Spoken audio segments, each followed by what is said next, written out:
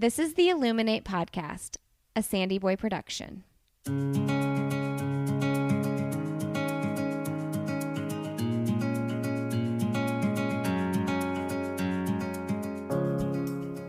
Each week on the Illuminate podcast, the hosts will bring you insightful conversations and stories of people who are illuminating their own lives through their business, work, community, family, and world.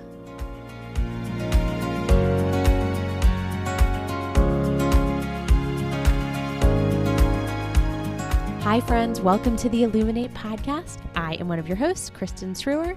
This is episode 86. This week's guest, Jolene Hart, is a holistic wellness expert and an old friend of mine. She coaches women on nutritional strategies to prevent and treat beauty concerns, including acne, weight gain, and aging, and educates consumers about natural beauty products through her company, Beauty is Wellness. Jolene is a former beauty magazine editor and journalist, and she shares her journey of moving from that world to becoming a health coach. Jolene has written a number of books, including her Eat Pretty book series, which has become an international bestseller, and she is so passionate about being a book author, you'll want to pick up all her books. Jolene's health journey has not always been easy. Jolene talks about her challenges and tactics as someone who faces chronic illness with late-stage Lyme disease and co-infections. You will learn from Jolene some easy ways to embrace your inner beauty and how to use nutrition in your everyday life. I hope you love my conversation with Jolene.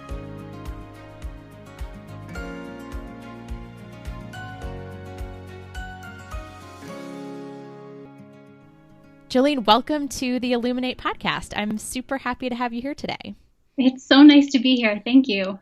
And I guess I should start with really the background of how we know each other, which dates us quite far at this point. But we both went to Bucknell University, and I think you were the year ahead of me. You graduated in 2003? Yes. Yes, and I graduated in 2004, but we were part of something that Bucknell has called the Bucknell Brigade, where we went to Nicaragua and worked with a community that Bucknell has a relationship with.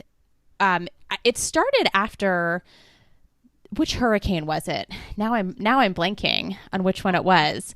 But we went down to Managua, and they work with a community down there.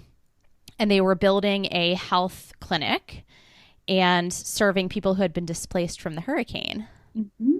Yeah, and we were building a brand new medical facility when we were there on our trip. Yeah, and then we also, one of the memories that I have from that trip that really stuck out to me was, remember when we went out into the community with the deworming pills? Yeah, that was the whole, just seeing everything in person. I still have very vivid memories of everything that we saw in the town and just how people were living. Yeah. Interestingly, that trip, I would say, was my moment of engagement and sort of shaped my career. Wow. That's incredible. And it kind of led me into the international development, global health work. I felt like there was something there for me, and there's more that I need to do. Absolutely. I remember we even met with, was it USAID? Yes. And that was really interesting too, to see how people from around the world were, kind of coming in to help. I remember the thing that stuck out for me from that meeting was that they were importing food. And I'm like, why are we importing food? Yeah. Why don't we work within the community and help them self-sustain? Sure. Yeah. Especially because there was, such incredible food grown there. Remember the fruit that we were able to have, how fresh it was. And yeah. I know there are challenges too, but yeah, that was a really amazing trip. It was. So we met on that trip, and I have since just followed your incredible career it started really in beauty and then moving into health and wellness. Yeah, this was not a track I could have ever predicted. When I was at Bucknell, I was a English and Spanish major. So I knew I wanted to go into publishing. And after college, I explored, first kind of newspapers, and then I was in magazines for a while. I looked at, book publishing too, but magazines was where I ended up, and was working in fashion a little bit, and ended up getting a job in beauty, which for me, it was like a really unexpected track, but I was kind of loving the creativity and the energy around the sort of fashion and beauty industries. And I just wanted to write. I felt like as a writer, if you could write well, you can write about anything. And so I kind of found my way into those industries.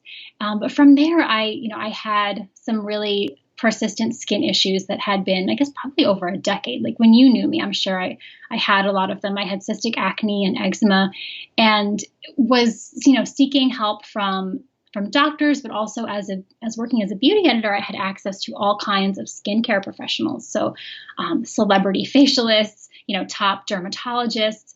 I could call up any skincare company and have them send me their latest products to try. And I just kept thinking, I'm definitely going to get to this root cause, and I'm going to fix my skin.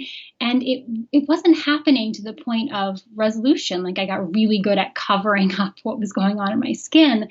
But I felt very disingenuous in this job, giving beauty advice to millions of readers when I knew that I couldn't figure out how to fix my skin, on my own. And that led me to kind of look a little deeper into what was going on in my body and seek out answers in terms of, diet and lifestyle. And from there, just took a step back and became a health coach and started working in wellness journalism. I wanted to know more about the link between nutrition, the skin, and hormones, and gut health, and all of these aspects of skin that we weren't talking about, certainly not in women's magazines and in the beauty space.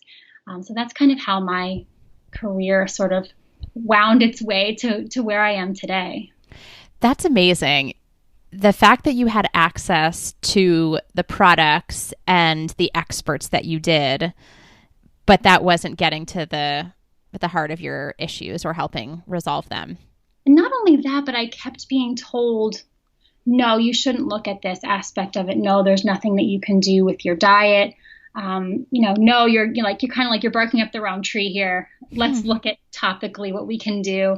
And I had been raised by a mom who was, she was a nurse, and she is a nurse, and very nutritional and holistic minded. She had started a natural food co-op when I was a kid. And she would always kind of teach me there was a food that would help with whatever my, concern of the moment was. And so I always just had this idea that there was at least something I could do with my diet that would help.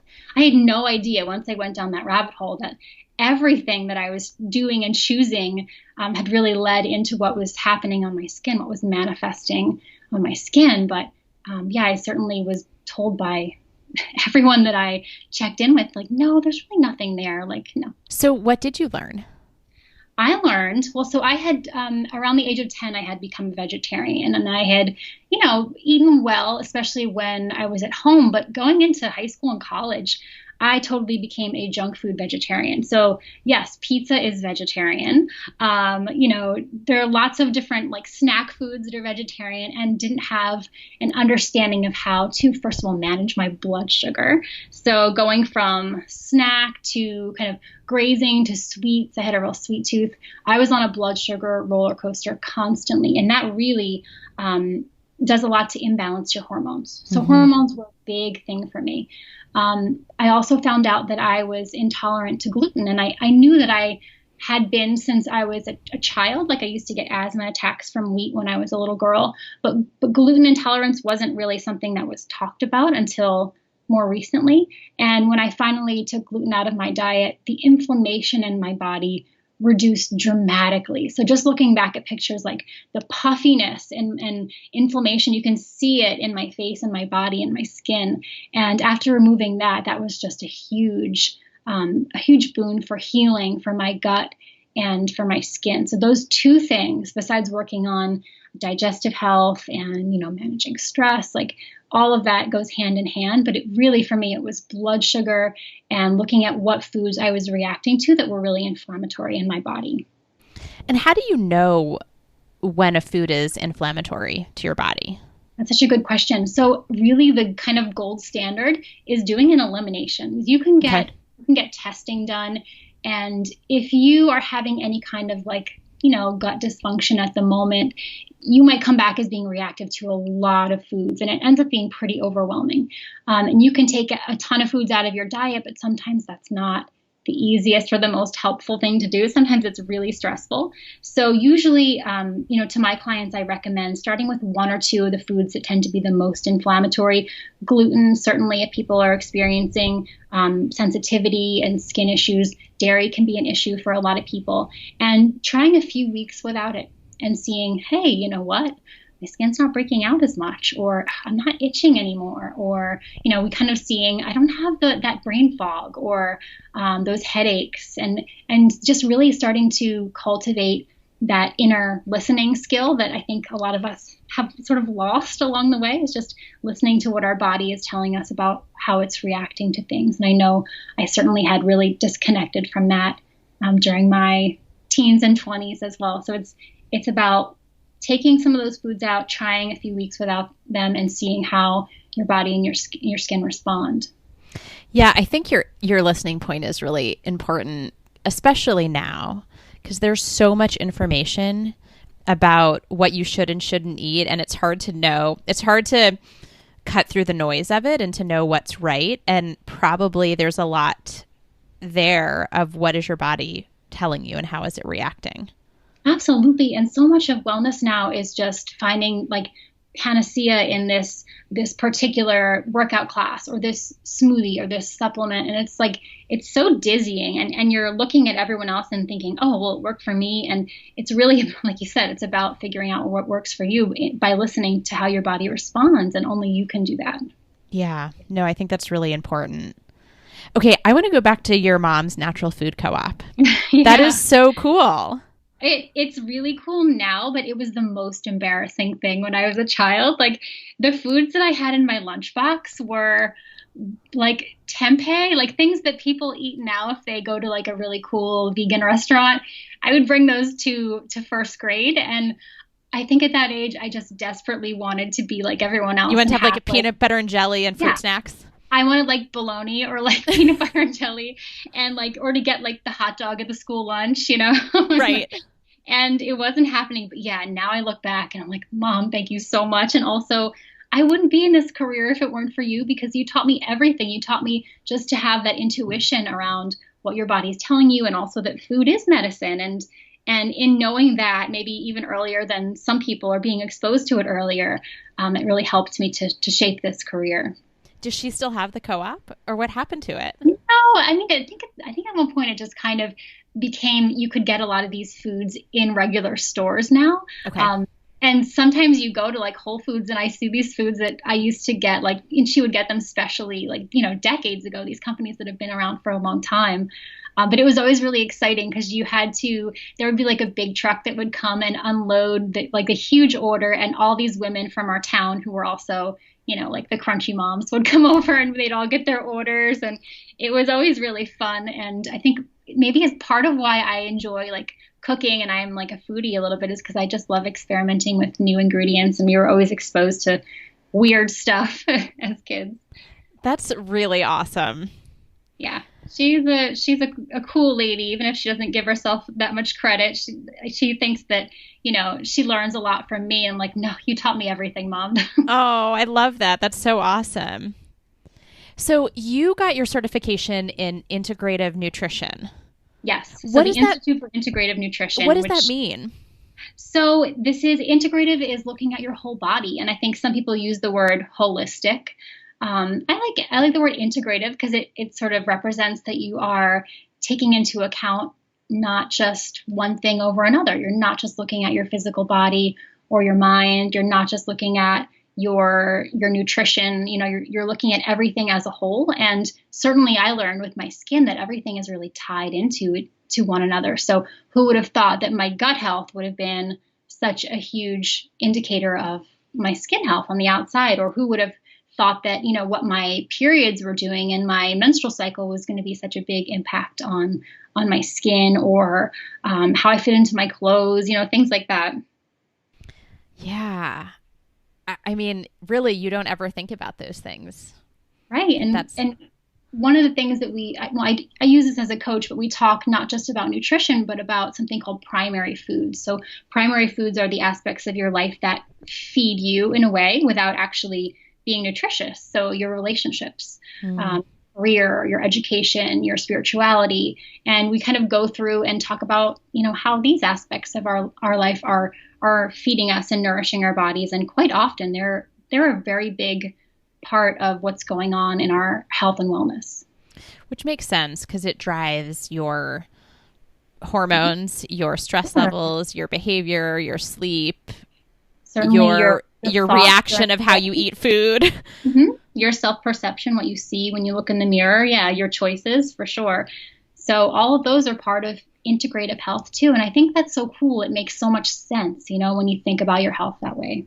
Yeah, I love that. And that's how, so you take that philosophy across your coaching. Absolutely.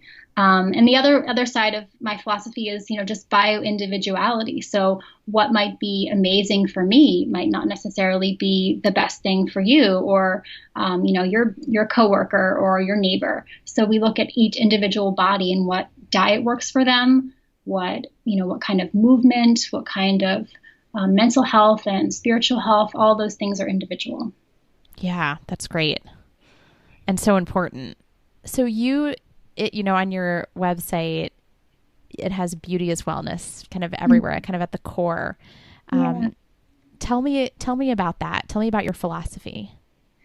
So I remember, it's like 11 years ago now that I became a health coach. And I remember trying to think of the URL for my website and like coming up with all of these things. And finally, I just thought like, let me just say what I mean. Beauty is wellness. And when you are well, and it's not just on a physical level, but again, emotionally, mentally, spiritually, I really believe like this is when you glow. This is when you look radiant, you feel good, you're happy with yourself, and that is so contagious.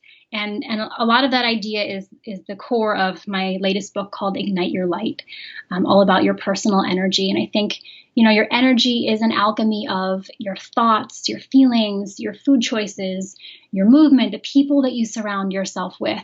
This is kind of like your unique equation of what makes you. And I think, that is wellness, that is beauty. And that's what we're talking about. When I say beauty is wellness, I mean, you have to look at all of that. And that sort of reflects on that integrative health approach as well. I love that. That is really beautiful. And I so agree. I mean, really, the people that are the happiest are the most beautiful and glowing, right? I really feel that. And for a long time, working as a beauty editor, I've spent a lot of time thinking about, well, what is it that makes someone radiant or beautiful? Their vitality, is it youthfulness? And so often it's a personal energy, just wanting to be around someone. It has much less to do with a physical trait, having like a symmetrical face or an hourglass figure or a particular length of hair. I mean, that's not beauty at all. So it's really more wanting to be around that person because they have that particular energy. Yeah, I love that. I'm just thinking about the people in my life that I'm like, I really love being around. Like I crave being around them. Yeah.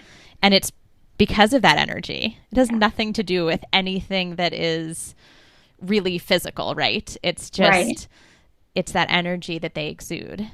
So yeah, for a long time I've thought about, well, so how do I bring this to the conversation around beauty? Because it's always going to go back to, makeup and skincare. And I love that too. I mean, one of the things I love about beauty products is that they create an instant energy shift. Like, you've had the longest day, you come home and you wash your face with this cleanser that, feels so good, smells amazing. You put a beautiful facial oil on and you just have like a moment. It shifts your energy. And there's really something to be said for that too.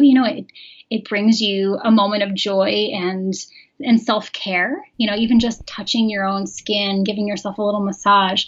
So there's so much value there.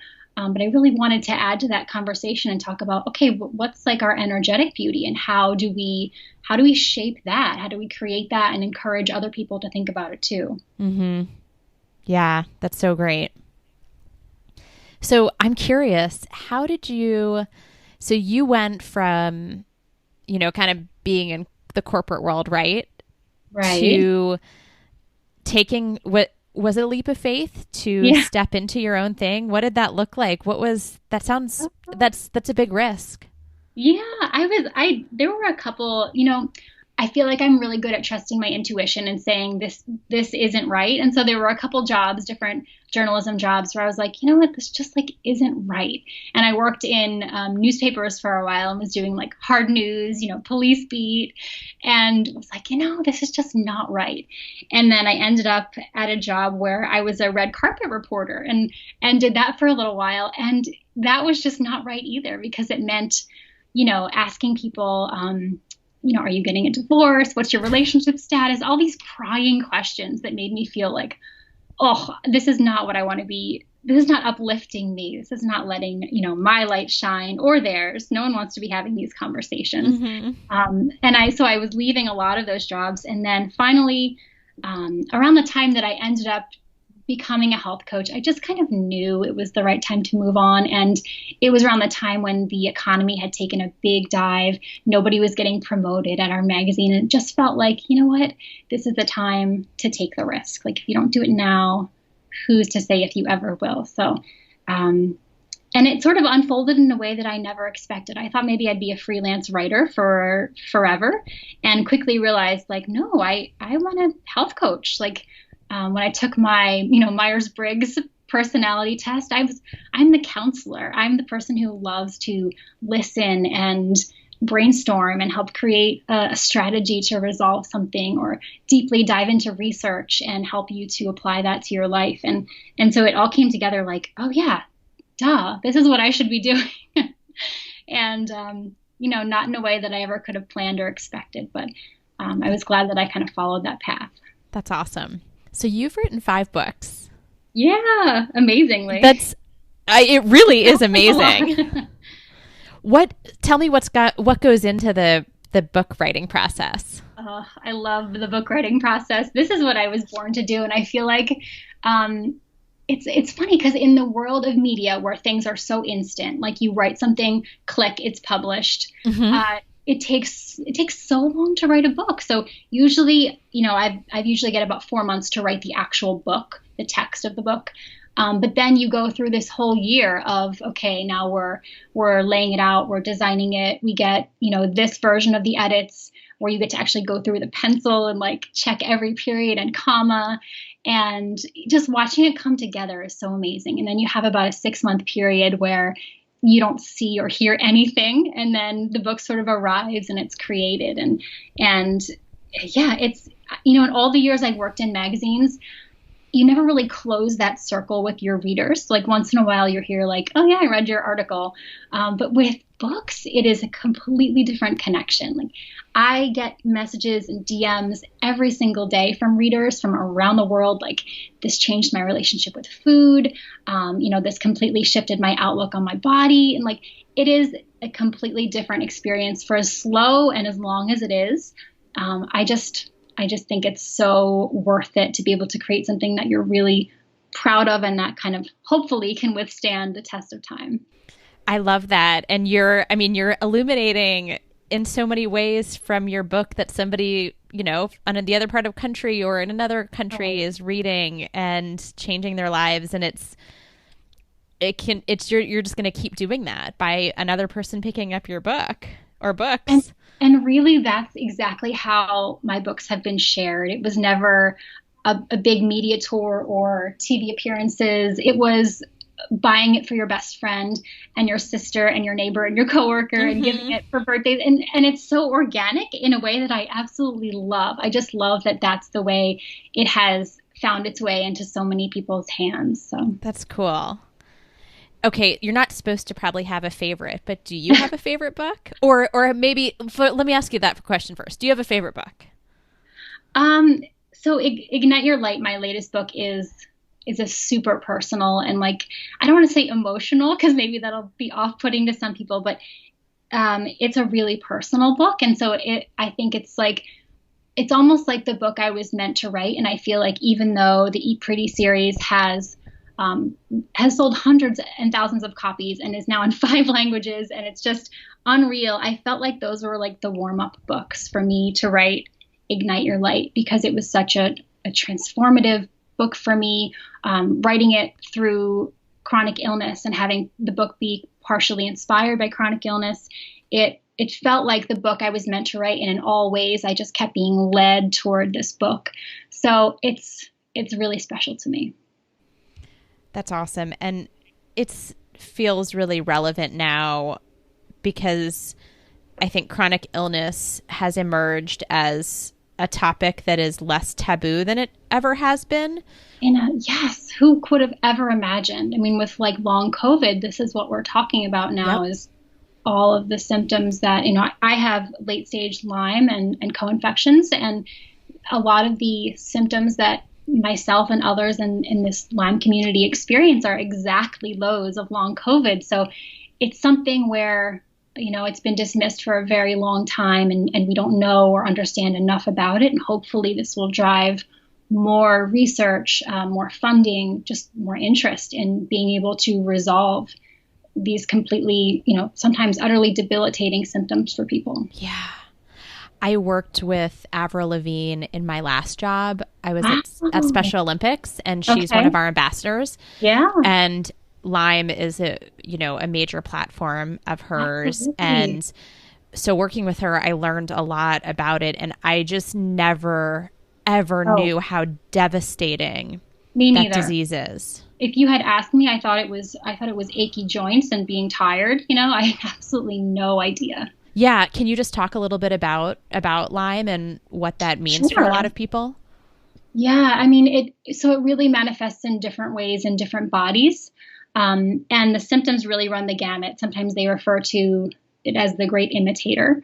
But normally when you do get a tick bite with Lyme, there are multiple co-infections that come along with it, which can be even more debilitating than Lyme itself. So for a lot of people, myself included, it's when you're trying to recover from Lyme, you're also trying to recover from a few other things at once. And for me, all of my symptoms had been primarily cardiac and neurological. So for me, I had 2 heart surgeries before I ever got even close to a Lyme diagnosis.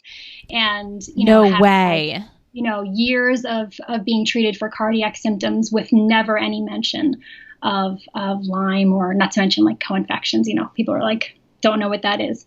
So yes, it can manifest in many different ways for many different people. 2 heart surgeries? Yes. Hi, wow. Yeah. For me, I think, when I finally got the diagnosis, it had been 8 years since my symptoms really started. Wow.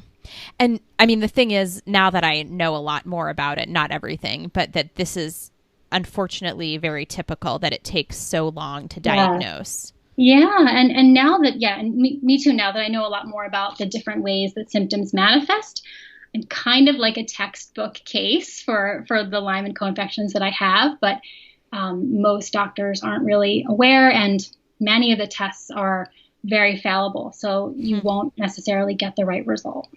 So what do you do to manage it now? Well, I'm still treating. For sure. So that looks like, antibiotics. It looks like herbs. It looks like antimalarials for one of my co-infections. And I've been on that kind of journey for like 3 years now in that kind of treatment. But it's also day to day, really managing your stress, getting tons of rest, tons of detox. So every day there's got to be something that makes me either sweat or supports my liver detox, just to help with kind of getting rid of everything that my body's trying to process. I've been able to increase my exercise so I can walk, several miles at a time now, which is amazing. It's like feeling your body kind of come back online after years of not being able to do that. But yeah, it's really day to day kind of checking in with where you are, because some days will be great and some days won't be. So it's understanding that healing is not linear, and sometimes you'll take a big leap forward and sometimes you'll take a big leap back, and being okay with the pace that your body is moving in, and just kind of trusting that your body is working to heal. But it's not easy for a lot of people, especially to find the right treatment or provider to treat you, because a lot of people don't, and it can be really expensive out of pocket to seek like a Lyme literate doctor. So it's a huge issue, and the amount of people that get diagnosed every year, I think there's even more that get misdiagnosed. Yeah. And then you have a little guy, right? Yeah, he's getting even bigger. He's 7 now. Okay. So yeah. I assume that you probably have to have a supportive partner to help when things are not, when you have a relapse or a bad day. And if there has been a silver lining to the last year of COVID, it's that a lot of our lives have been at home. So when there is a flare or a bad day or a bad few days, it's just kind of looks like, just being a little slower. In the beginning, it was a lot harder. It was trying to care for a small child and not being necessarily able to, get around the house easily and take care of myself. But now it's easier. Now I'm in a more stable place. And when I do have a bad day or a flare, it's just like, okay, like I'm probably going to stay in my, my sweatpants today or my PJs and do a little writing, but mostly kind of take it slow and, just kind of do what my body can do. But it is interesting. And especially the fact that, there are so many invisible illnesses out there, but Lyme being one of them, is that on the outside, I really don't look sick. And sometimes I look at myself in the mirror like, it's just crazy that you can see someone and have absolutely no idea the dysfunction and disability that's happening like in their body. And it's given me such an amazing just perspective as a health coach, just trying to feel empathy for what a lot of people have experienced in their health journeys, Yeah. There is something to that invisible aspect of it. Mm-hmm. Yeah, absolutely. And it's something that I certainly never realized before, and has been so humbling for me to realize that everybody might be going through something and you have absolutely no idea what it feels like to be in their body. Yeah, that's important. And I think that also relates to the energy conversation, right? Sure. So, what is the underlying issue that may be zapping somebody of their energy or causing them to be in a state where they aren't at their top beauty, right? That's true. And for me, like for Ignite Your Light, the core of that book is like, when everything else is out of control, energy is the one thing that you can control. It is your superpower, and you use it to write your story. So like, through a challenge in your life, through a health diagnosis that is incredibly trying every day, you're the only one that can choose your energy around that. You can really let it, and it may crush you for a long time, but then you may find that you're ready to shift your energy and be in a different place. And again, that's how you write your own story. Because in a way, I really felt like, I'm not just going to let this be the end of this. It's not like, okay, chronic illness and then that was it. No, you have to continue to create and shape this life journey of yours, and kind of use that to inform, what you do next. It can't be the be all end all. And it just didn't feel like that's where I wanted things to go. But it certainly takes a lot to be able to step into that power and to use your energy and to be able to shift it when you're in a place where it just feels like, how am I ever going to crawl my way out of this abyss? Like, how do I get through this? It's really one energetic choice at a time. And that's what I say is resilience is literally one choice at a time. Yeah. You're so strong. That's, I can't imagine what it took you to get into that mindset and to help you.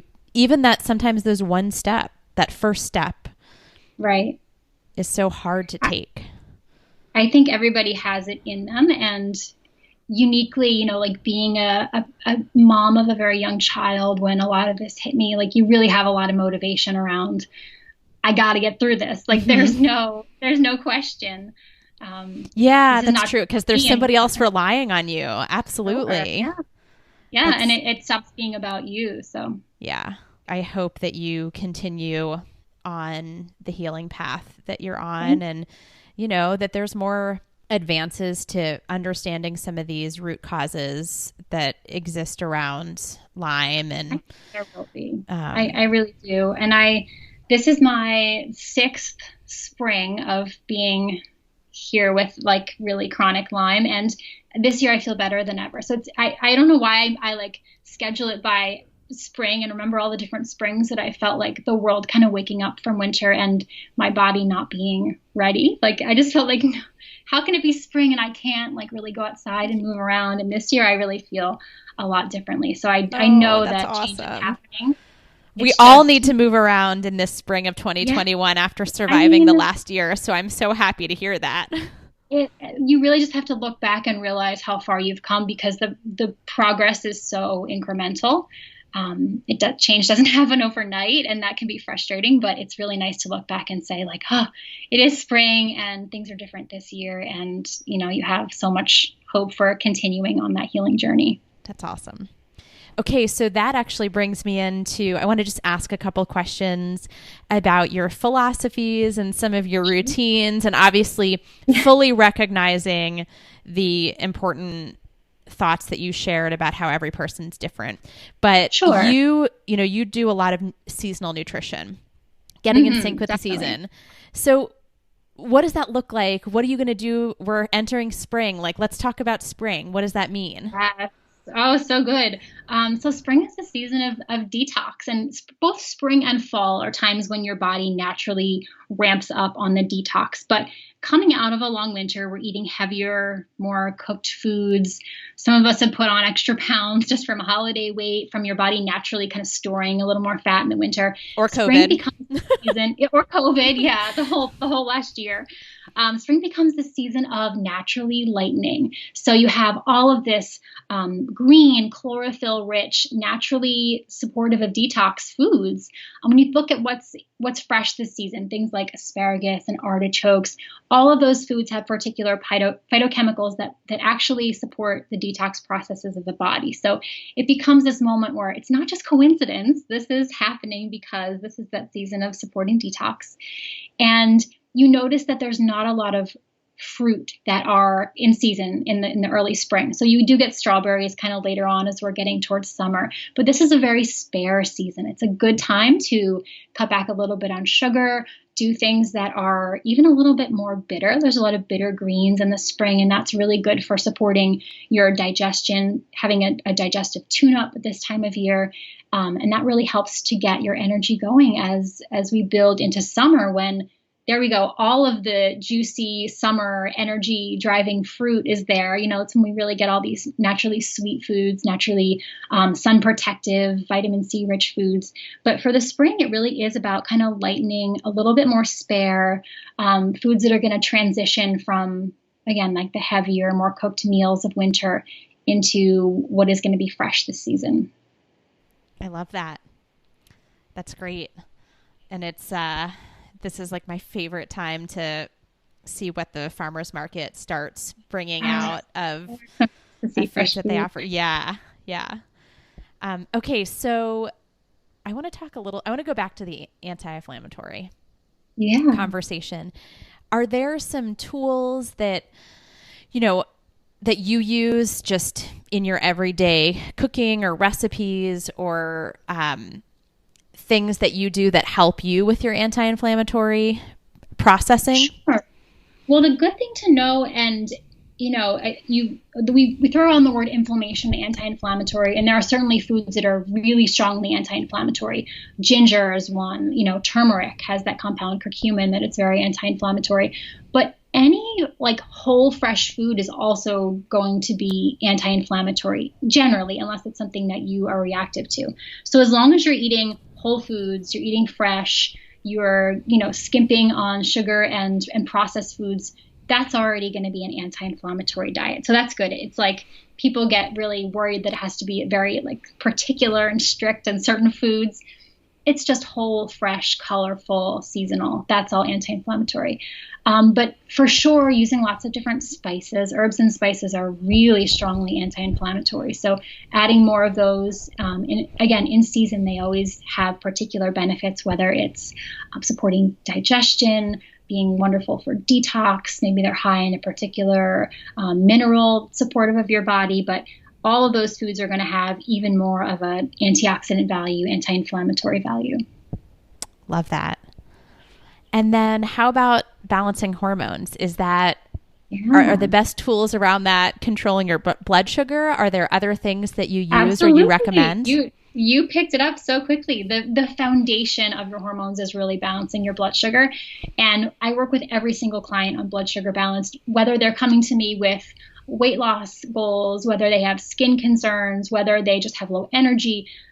Blood sugar is like, okay, we're going to start here at step one. It is learning about your body and your blood sugar and having well-rounded meals. So sitting down to a meal and making sure that you have a healthy fat, you have a source of protein, hopefully a good quality source, and then more than half of your plate is abundant, colorful produce.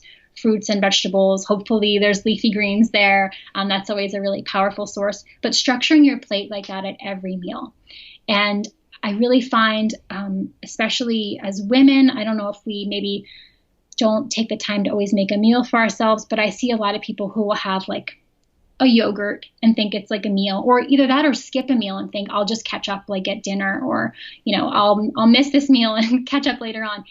It doesn't work like that with your body and your blood sugar, especially if you're someone who's going all day and you're a mom or you're busy at work. Your body needs fuel. And once you are giving it that fuel, you realize you're satiated, you feel full. It's sending a message to your brain that you're full, you have enough resources. And then again, your blood sugar is steady. And that's when things like weight loss become possible. Before that, if you are going long periods of time and have severe calorie restriction or just not getting enough of what your body needs, that's when you are really holding on to weight. So we always look at that and make sure that you're getting these like full, well-rounded meals, and then having a nice break and a nice space in between your meal where you can fully digest and your body can do its own natural kind of cleanse action through your gut, which happens in between meals. And then you're kind of getting hungry again. And then you start you start secreting those digestive juices to get ready to break down another meal. And it seems so simple. It's obviously so intuitive, but we've gotten pretty far away from just those basics and from remembering how important it is for our bodies. Okay, that's great advice. And that's so practical and doable. Yes, and it makes a huge difference. You wouldn't believe the difference it makes in your hormones. Every time you are dehydrated, every time you are hangry, so over hungry or low blood sugar, that's a stressful moment for your body, and you're secreting cortisol, that stress hormone. And every time you secrete cortisol, your body steals resources from your other hormones to make cortisol, especially if your cortisol is high all the time. So if your stress hormone is high and you have a lot of stress, your body is constantly stealing building blocks and resources from all of the other hormones that you need for your fertility, for your good moods, for focus, for great skin. So that's kind of what, to put it together into how important it is to have stress management. That's a little reminder there, is to get your cortisol low as much as you can. All right. That's great. Now, tell me about your rituals. Do you have a morning or an evening ritual? What does that look like for you? I usually try in the evening to have something that is going to be nice and calming before bed. So lately it's either doing like an infrared sauna. So I have an infrared sauna blanket that is my favorite. It's kind of like a sleeping bag that makes you sweat the way a sauna would. Okay. And it just in heating up your body temperature and then cooling off, it signals to your body that you're ready for sleep. So I love that. Maybe I'll do a little meditation or listen to a podcast while I'm in my sauna blanket, or do an Epsom salt bath, which is really nice for detox or relaxing muscles. What else? Sometimes just, a nice tea, or even like a castor pack. If I'm doing like a liver detox focus, I'll do a castor pack, which is sort of like you put a hot water bottle on your abdomen with a little castor cloth, and I have instructions to do this on my site if anyone's curious and they want to delve into it, but it's usually some kind of little self-care ritual in the evening. The morning, I don't really have too much of a ritual right now. It's been a little chaotic with having virtual school and having everybody sort of doing their own thing in the morning. I am looking forward to having more of a routine come back, but I do try to do a little bit of morning affirmations, like some prayer and, some kind of quiet focus time where I just kind of get clear on what the goals for the day are, because it can just be, it can just launch into the day and you never really get to look back and set any goals. So yeah, I always try to have some quiet time where I am just reflecting on what I really want to get done and experience in this day. That's great. Well, I could ask you millions of questions and keep going, but I am certainly going to keep reading through your books because this is a really good flavor and teaser into some of your work. It is. It really is. Thank you so much. It's such a thoughtful conversation, and I'm so happy to share everything. This June, I'm going to be releasing a companion journal to Ignite Your Light, and the journal is called Shine On. And it's a way to kind of write your way through a lot of the concepts in the book. And I use it for, self-reflection. I think anytime you can pick up a pencil and a journal, you kind of create that space where you can self-reflect. And I'm hoping that the journal gives people a chance to do that. If they enjoy the book, it's like a next step. That's awesome.